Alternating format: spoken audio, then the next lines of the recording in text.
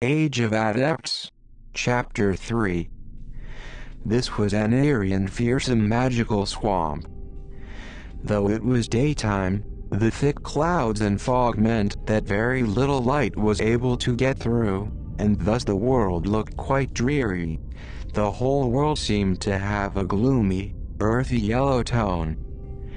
After living in such an environment for a long time, even the character of a person would change and become darker. Both men waited until the stone door behind them completely closed up, then Tony pulled up his hood and said, "I'm going that way." He didn't wait for Grimm's reply, but simply turned around and took a path that led off to the left, which led him onto a narrow and winding trail which was paved with tiny white stones. Grimm waited until Tony's bulky body disappeared into the misty fog, then he pulled up his hood, turned the other way, and took the trail on the right. While walking, he whispered, "Show me the detective data for Tony." In next second, a report about the apprentice adept Tony, done by the biological assistance chip, was projected into his mind. Grimm's mouth twitched in surprise. With such a physique, why didn't this guy change paths and become a warrior? His strength and physique were twice that of Grimm's. That meant that if he got in a fight with Tony, perhaps it would only take a single punch to knock Grimm out. But as an apprentice adept, Tony only had 6 spirit, 2 more than Grimm. No matter how hard Grimm worked, this innate advantage would be hard to overcome. Knowing this, Tony was probably planning to follow the path of a body refining adept, by using specific methods to strengthen his body, then using magic spells to assist his close combat ability. Perhaps this was the only path he could choose. Only by staying quite close to the target for a period of time could the chip analyze and acquire such accurate information. It did this by monitoring the target's movement and behavior. No doubt this would allow Grimm to take up a more proactive position when working with other people. It also allowed him to avoid taking unnecessary risks. And this was, undoubtedly, the most important thing to Grimm. But perhaps such a method was useless against the real adept, as their bodies would sometimes radiate a strong elemental energy. This was something adepts did passively after their body gathered a huge amount of energy. This was also how they avoided others sensing their strength. It was unknown how much valuable information the biological assistance chip would be able to ascertain when the target was under the powerful interference of energy radiation. Not only that, but Grimm was worried that adepts might be able to detect his biological assistance chip, hence he had to be extra cautious when using it inside the tower. The stony trail in front of him kept winding as it led into the depths of the misty fog.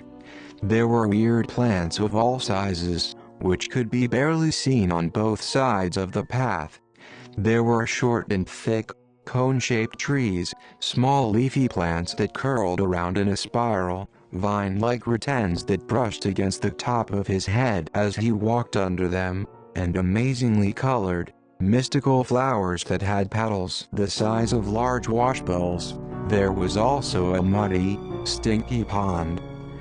Though all of this made it seem like this was just a normal swamp, Grimm knew very well that he could never take even half a step out from the stony trail. For all those animals and plants, which were able to survive in this magical swamp, were frightening demons who would eat every little bit of the humans they encountered, not even leaving their bones behind. Those plain-looking short trees were actually quite frightening. If a person got close enough to them, their curled-up branch would instantly expand, grabbing and holding the person within its tight clutches. At that moment, the blood-sucking ratans, which were hanging on these trees, would coil up around that person, poking countless sharp thorns into their body, slowly sucking the blood out of their body, drop by drop. After the person's blood was completely dried up, the remaining skin, flesh, and bones would become the best fertilizer for these killer trees. If someone could ever safely dig out the blood-red soil underneath those killer trees, they would certainly discover a huge pile of skeletons, some of which belonged to humans, some of which were animals. Without doing this, there was no evidence of any of the prey these plants had devoured. There were two reasons why this tower in the swamp groomed these demonic plants. First, it was to prevent the intrusion from other humans. Second, it was so they could harvest some unique magic materials from the plants. The root of the killer tree and the blood sac that grew within the body of the blood-sucking ratans were both good tonics. They were a beneficial supplement for adepts who didn't have a good physique. On a regular basis, apprentice adepts had to take the risk of being attacked by demon plants to harvest materials. Therefore, this was a dangerous task, which had a very high death toll. It was probably because they had sensed the smell of blood and flesh from Grimm's body, but the deathly still swamp suddenly seemed to come to life. Consciously, or unconsciously, all those demonic plants started wriggling their bodies, branches, and roots slowly moving toward the stony trail. Grimm pretended he didn't see the movements of these demon plants. He wasn't actually worried about them right now. No matter how crazy or brutal they were, they didn't dare to move onto the simple and plain stony trail under his feet, as if there were something on this road that they feared. Query the database, record, and archive all the magic plants in the surrounding area. Initial data insufficient. Root database was incomplete and unable to match the species. Activating elemental vision, reconstructing database. Following with a bunch of warning tones from the chip, the image projecting on his retina started swaying, then it straightened out as a vast amount of data began pouring down like a waterfall in front of his eyes. At the same time, every single object in his sight was highlighted with different colored lights. Elemental vision? Was this a special ability that he got after the chip merged with his current body? The plants were highlighted with a green-colored light, indicated these plant demons contained a lot of elementium that was, unsurprisingly, often found in natural plants. Other colors, like red, yellow, blue, and purple, indicated the areas where their respective energy was gathered. Besides these, the ever-changing humidity, temperature, wind speed, thickness of poison particles, distribution of element particles and their circulation, all the data which the chip could detect was projected onto his eyes in a colorful dynamic graph. Grimm frowned. This colorful and overcomplicated retinal projection had seriously affected his normal vision. This was too much information. Remove useless colors, remove diffused highlights, only focus retina vision on the most common energy ranges. After Grimm gave out his commands, one after another, finally the glaring, colorful orb dimmed down bit by bit, and all the items in his vision had once again resumed their normal colors. The thick and pale misty fog had now turned into countless lumps, threads, and sheets of slow-moving water elemental particles. They were constrained by a mysterious force, and couldn't spread out, but were forced to cover this magic swamp month after month, year after year. Grimm stopped moving and stood straight. Hiding under the shadow of his hood was a pair of brightly flashing eyes, staring out at the demon plants beside the trail without blinking.